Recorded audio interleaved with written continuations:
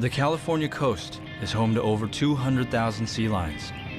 They're intelligent and playful and are among the ocean's great mammals. But over the last decade, thousands of sea lions have washed up on California shores. Sick, dead, or barely clinging to life. Scientists are scrambling to find out what's going on in our waters.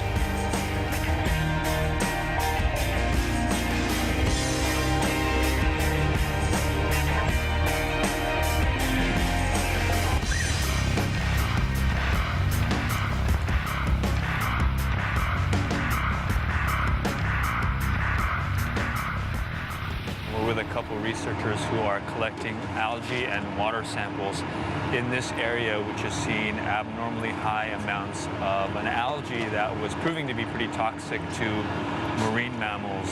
This is one example of what an algae bloom could look like. I'm just going to take it out right away because it's going to clog the neck completely. This is very concentrated, and it's going to smell in a second. Most marine algae are not harmful. In fact, they're a vital part of our coastal ecosystems. But a specific type of algae has scientists worried. It's a strain known as Pseudonychia, and it produces a lethal nerve toxin called domoic acid that's poisoning marine mammals. This is the same area where you saw record levels of the domoic acid producing Pseudonychia. Right. Along the breakwater, that was where we saw the record levels at the end of April, and they were twice as high as what we've seen in 2006. And 2006 was already record levels compared to anything anywhere reported for domoic acid. Wow, anywhere? Anywhere. Domoic acid works its way up the food chain. Fish eat the toxic algae, but they aren't affected. It's when larger mammals, such as dolphins and sea lions, consume massive amounts of fish that domoic acid poisoning sets in.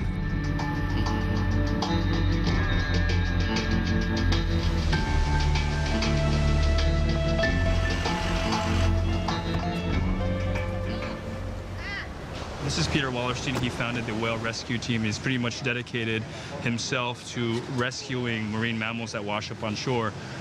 Just, I'd say about 100 yards or so away is a sea lion that's washed itself up. He's going to go take a look and see whether this is an animal that needs immediate rescue, and it looks like it does.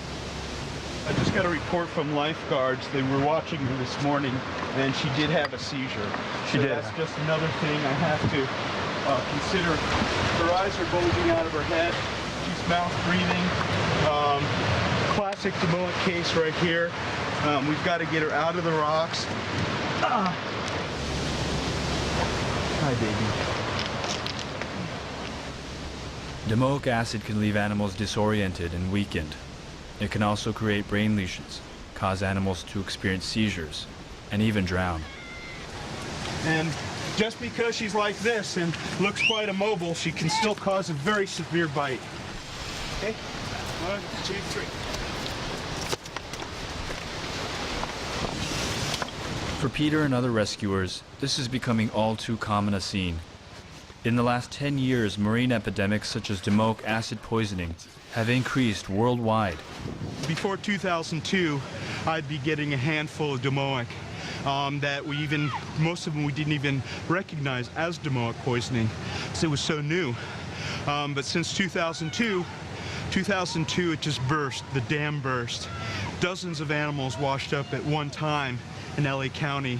I've been doing marine mammal rescues for 22 years, and the fright and the distress on these animals' faces I've never seen before in marine mammal rescue. So we're following Peter to the Marine Mammal Care Center, which is where he drops off the sea lions, dolphins, seals that he picks up from the beaches. And from what we're told, they're completely overwhelmed by animals.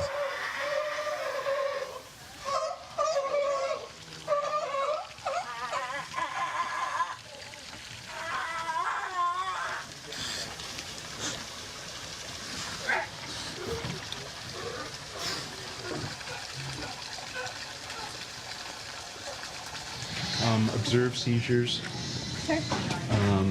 paralysis, she can't move. Sweetie? Hello. Good morning.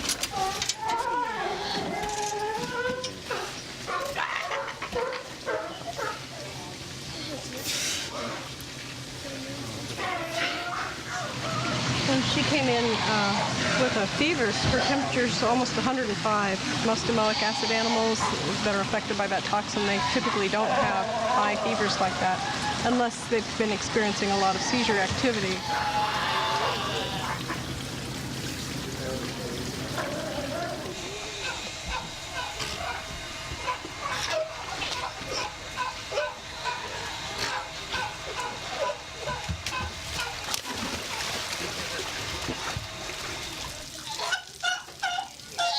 The sea lions in this pen here are suffering from domoic acid poisoning. There's a little bit more head bobbing than usual, and they're just a lot more lethargic and sometimes even comatose. And over here is another sea lion that was suffering from domoic acid poisoning, but has been rehabilitated into good enough shape that she's ready to be released back into the wild. Well, I think our short-term recovery is pretty good. I think it's around 70% or so. But the long-term prognosis for those animals is guarded. We don't know how it affects these animals in the long term. We really don't know why the algal species are producing it and why they seem to be producing it more often. So there's still a lot that we have to learn about it.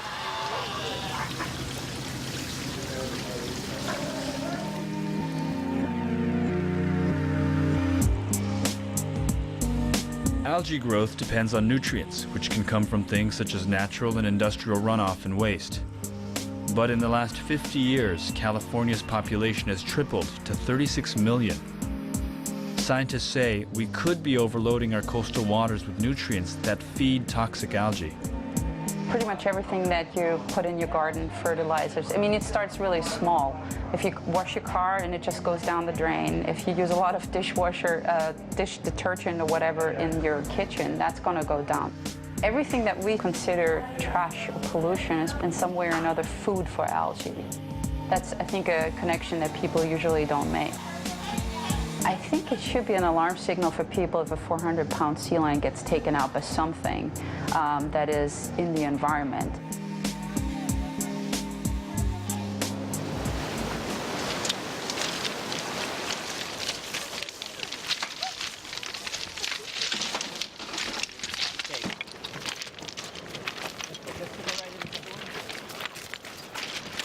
So what do you think of all this? You It's get to come out here? fantastic. This is the third release that I've been at, and it's awesome. Hopefully we don't see them again. Yeah. Hopefully they don't come back. Pretty humbling, isn't it? I mean, these It's are big very humbling. creatures. Things happen on the microscopic level. That's the base of the food chain. And whatever happens at that base is going to have a huge effect on anything that's in the ocean, lives off the ocean, and that at some point includes us too. 2, 3.